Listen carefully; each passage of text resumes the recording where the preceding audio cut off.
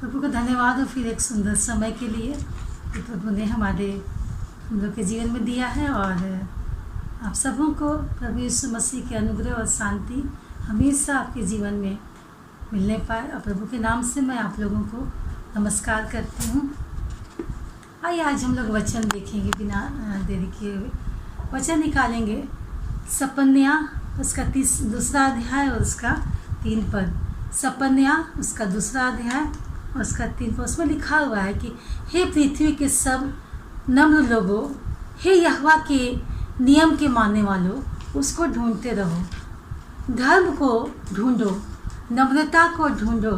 संभव है तुम यहोवा के क्रोध के दिन शरण पाओ। आमीन। प्रभु इस वचन पर बहुत ऐसे आशीष दे। परमेश्वर का वचन हमें स्पष्ट रूप से बता रहा है कि हे नम्र लोग, अर्थात यहाँ पर सपन्या नबी जो है ऐसे उन लोगों के विषय में यहाँ बात कर रहा है जो यहोवा को पहले से जानते हैं। जी हाँ, और अर्थात वे नम्र हैं और वे लोग परमेश्वर की आज्ञा का पालन करते हैं और उसके द्वारा वे लोग जाने जाते हैं। जी हाँ, ऐसे लोगों के विषय में यहाँ पर सपन्या नबी यहाँ पर बातें कर रहा है। वो कह रहा है उनसे कि उन्हें हमेशा इन सारे बातों में नम्रता और आज्ञा पालन में स्थिरता बरतना चाहिए। जी हाँ, स्थिरता लाना चाहिए। और परमेश्वर इस वचन के माध्यम से हमारे सपन्या नबी के द्वारा परमेश्वर बातें कर रहा है।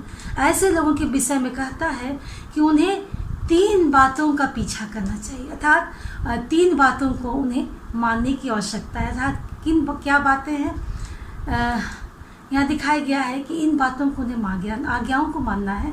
धार्मिकता, नम्रता और यहोवा परमेश्वर को की खोज करना। यह 3 बातें यहाँ पर धार्मिकता है, नम्रता है और यहोवा परमेश्वर की खोज करना है। जो यहोवा के विरोध में चलते हैं, परमेश्वर उनसे क्या कहता है इस वचन के द्वारा। आइए हम लोग वचन देखेंगे। हेजकेल की पुस्तक उसका 20 अध्याय और 33 से 38 पद। हेजकेल 20 अध्याय और उसका 33 से 38 पद हमें क्या बताता है। प्रभु यहोवा यूं कहता है, मैं मेरे जीवन की शपथ मैं निश्चय बलि हाथ और बढ़ाई हुई भुजा से और भड़काई हुई जलजलाहट के साथ तुम्हारे ऊपर राज्य करूंगा। मैं बलि हाथ और बढ़ाई हुई भुजा से और भड़काए हुई जलजलाहट के साथ तुम्हें देश देश के लोगों में से अलग करूंगा और उन देशों से जिनमें तुम तितर बुतर हो गए थे इकट्ठा करूंगा।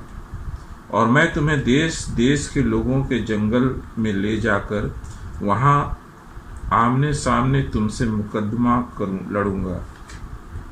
जिस प्रकार मैं तुम्हारे पूर्वजों से मिस्र देश रूपी जंगल में मुकदमा लड़ता था, उसी प्रकार तुमसे मुकदमा लड़ूंगा।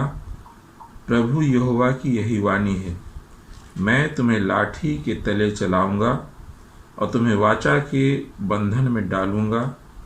मैं तुम में से सब विद्रोहियों को निकालकर जो मेरा अपराध करते हैं तुम्हें शुद्ध करूंगा। और जिस देश में वे टिकते हैं उसमें से मैं उन्हें निकाल दूंगा, परंतु इस्राएल के देश में घुसने न दूंगा। तब तुम जान लोगे कि मैं यहोवा हूँ। आमीन। परमेश्वर यहोवा परमेश्वर यहाँ पर दंड के विषय में यहाँ पर हमें बता रहा है वचन में, हेजकेल पुस्तक में। जी हाँ, यह दंड के विषय में अर्थात जो परमेश्वर के से बलवा करते हैं, अर्थात वो जो उनकी आज्ञाओं को नहीं मानते, उनके अंदर नम्रता नहीं है, या ऐसे लोग जो परमेश्वर को जानते हैं और फिर भी अपने ढिठाई की वजह से आज वे परमेश्वर से अलग होते हैं।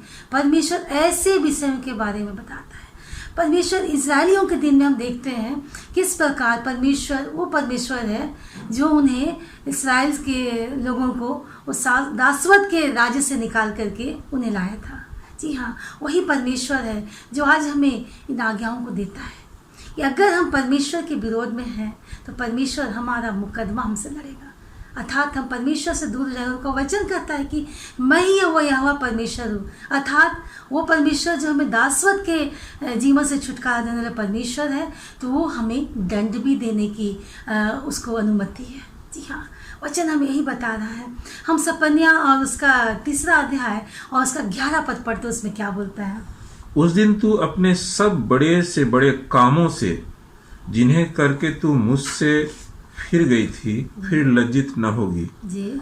उस समय मैं तेरे बीच से सब फूले हुए घमंडियों को दूर करूंगा और तू मेरे पवित्र पर्वत पर फिर कभी अभिमान न करेगी।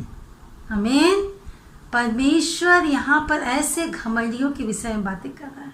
जी हाँ, परमेश्वर कभी भी घमंड से चढ़ी हुई आंखों को परमेश्वर पसंद नहीं करता है। अर्थात यहाँ पर जो घमंड के विषय में जो बातें हो रही हैं, ऐसे लोगों के विषय में परमेश्वर दंड की आज्ञा देता है। स्पष्ट रूप से कहता है परमेश्वर कि ऐसे लोगों को मैं, ऐसे घमंडियों को मैं उस देश से मैं निकालूंगा। जी हाँ, उस देश से निकालेगा, अर्थात परमेश्वर के राज्य में जाने के वे उत्तराधिकारी कभी नहीं ठहर सकते, कभी ठहर नहीं सकते हैं। जी हाँ, लेकिन सपन्या अगर 3:12 हम पढ़ते हैं तो परमेश्वर हमसे क्या कहना चाहता है, हम देखते हैं। क्योंकि मैं तेरे बीच में दीन और कंगाल लोगों का एक दल बचा रखूंगा। मैं तेरे बीच में दीन और कंगालों के दल के एक लोगों को मैं बचाऊंगा और वे यहोवा के नाम की शरण लेंगे। और वे यहोवा के नाम के शरण लेंगे। आमीन। वचन कहता है, जी हाँ, नम्रता।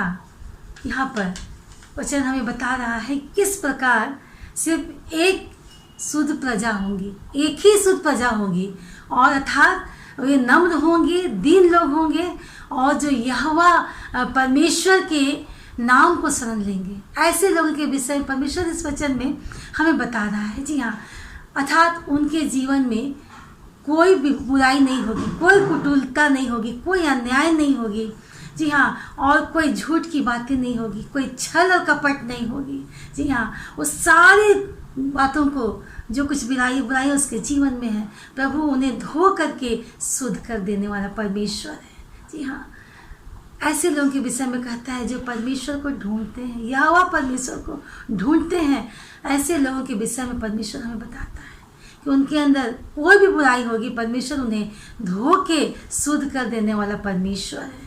जी हाँ, और परमेश्वर का वचन कहता है कि वे लोग अनंत शांति और वे लोग सुरक्षा पाएंगे। ऐसे लोग जो परमेश्वर को ढूंढते हैं, ऐसे लोगों के विषय में परमेश्वर कहता है कि वैसे लोग परमेश्वर की शांति को पाएंगे, सुरक्षा को पाएंगे, और सारे दंड और शत्रु, अगर उसका आगे वचन पढ़ेंगे हम लोग 3 का, तो बहुत अच्छी अद्भुत वचन लिखी हुई है। तो उसमें लिखा हुआ है कि सारे दंड से और उनके सारे शत्रु, सब कुछ जो है वो परमेश्वर दूर करेगा, यहोवा परमेश्वर दूर करेगा, और उन पर इसलिए कोई विपत्ति परमेश्वर नहीं उंडेलेगा। जी हाँ, आज के दिन वचन हमें यही जता रहा है सपन्या नबी के द्वारा।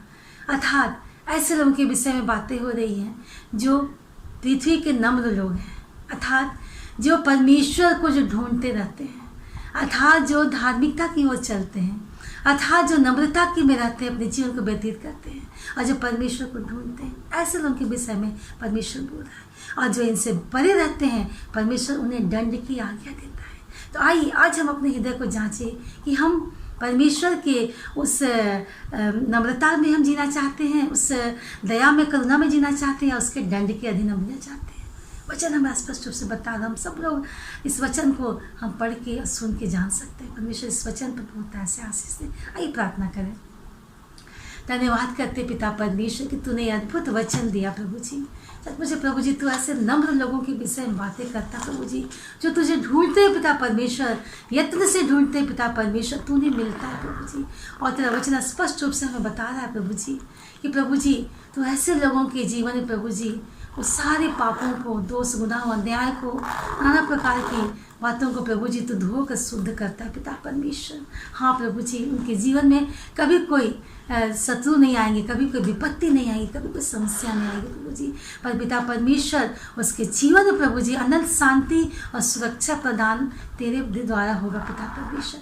जितने लोग प्रभु जी आज इस लाइव प्रसारण के साथ साथ हैं प्रभु जी, उनके जीवन के हृदय से तो बात कर पिता परमेश्वर कि वे भी प्रभु जी नम्रता के साथ प्रभु जी नम्र बन के प्रभु जी तुझे ढूंढने पाए पिता परमेश्वर, ताकि प्रभु जी तू उन्हें मिले प्रभु जी, और उसके जीवन में प्रभु जी वो तमाम बातों को प्रभु जी तो देने वाला परमेश्वर बन प्रभु जी, ना कि प्रभु जी उस दंड की आज्ञा को प्रभु जी।